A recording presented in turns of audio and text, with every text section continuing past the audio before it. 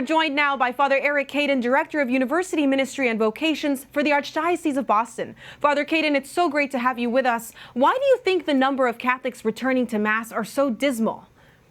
I think it's a challenge we have always in every generation to continually return to the understanding that our faith ultimately is this extraordinary and awesome relationship, individually and collectively, with our God who desires and loves you and me.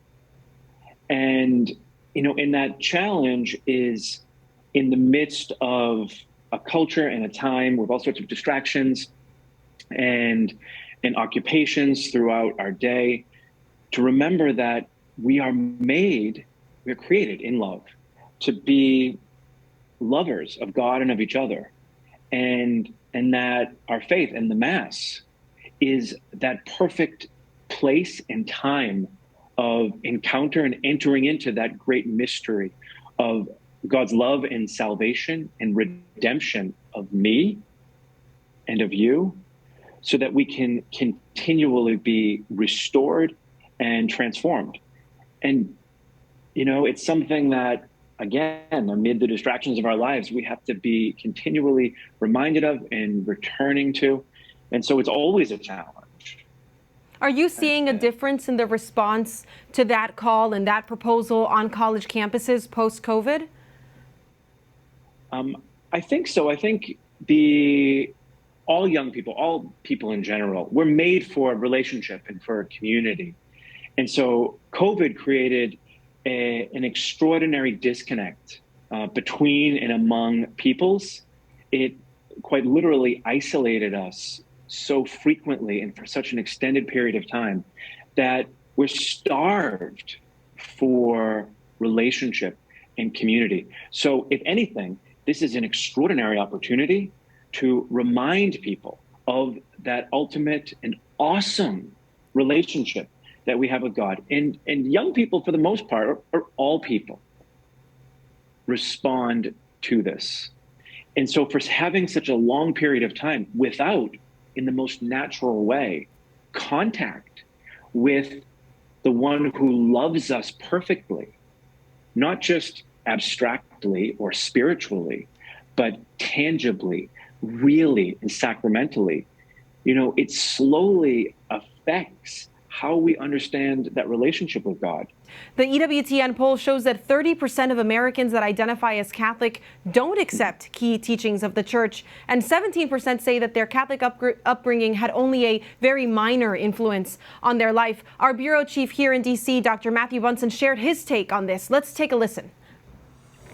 The influence of secular culture, of relativism, the rise, so to speak, of what have traditionally been called cafeteria Catholics, those Catholics who think that they get to pick and choose which of the teachings of the Church they want to follow. It's a disconnect, a fundamental disconnect, I fear, that has really impacted so many Catholics of several generations, as I was saying, and the situation seems to be getting worse with each passing generation.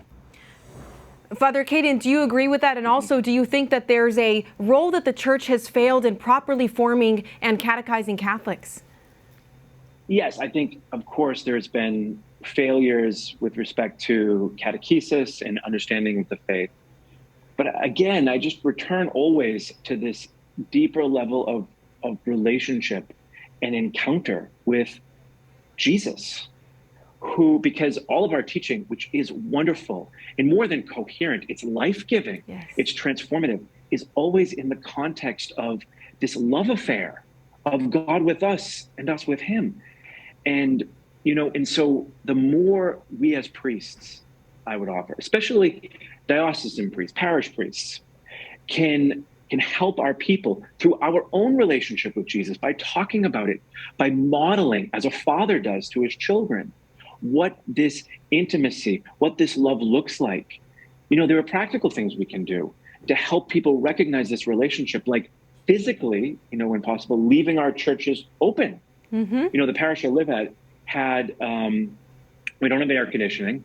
So in the summer, this is easy to do. The pastor years ago just would leave the door physically open from 7 in the morning until 9 o'clock at night. And it's extraordinary. People would be driving by this 150-year-old church every day. And when they saw the door open, they would halt in their car, pull over, and walk in. They said, I've driven by this for 10 years. I never knew what was inside. And these would be Catholics sometimes, unfortunately. and they would discover the beauty of our faith. They would see these extraordinary Stations of the Cross, this beautiful old church, which is just extraordinary. And they would start to pray. And the priests were always available and they were around. And suddenly these people are going to confession. They're being transformed because guess what? Jesus does all the work because it's a relationship. You know, we see this in college campuses. When Catholic centers are open and available, you know, students are so hungry. And again, God's doing all the work. That's right. The Holy Spirit is moving in every person right now, encouraging and inspiring them to meet him. And so we need to do everything possible to remove these very easy and obvious physical obstacles to help people come to Jesus. I have a fun question for you about relationship. You were talking about the importance of the incarnational relationship. A surprising 76% of people EWTN polled said they believe in guardian angels. Is that a launching point to help people pray more and hopefully come back to Mass or be more open the way you were describing? Absolutely. I mean, there are opportunities everywhere. You know, that poll helps us to recognize that people notice that there's a spiritual reality. I mean, they notice it in the beauty of nature. That's why people pause at sunsets and they're in awe at great mountains and the ocean.